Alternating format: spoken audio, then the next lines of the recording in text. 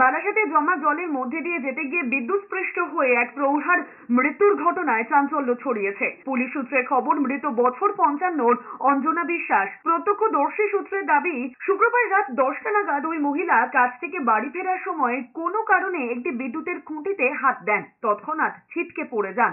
বিকট শব্দ পেয়ে স্থানীয়রা ছুটে গিয়ে দেখেন মহিলা রাস্তায় পড়ে আছেন।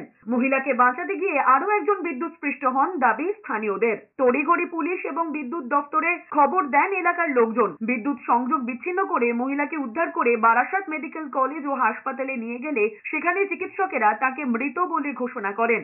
এই ঘটনায় কান্নায় ভেঙে পড়েছেন পরিবারের সদস্যরা। বিদ্যুৎস্পৃষ্ট হয়ে মৃত্যু কিনা খতিয়ে দেখতে তদন্ত শুরু করেছে বারাসাত থানার পুলিশ। ফোন করলেন, বললো যে জলের মধ্যে একজন পড়ে আছে। 10টা নাগাদ ওখানে পৌঁছালাম।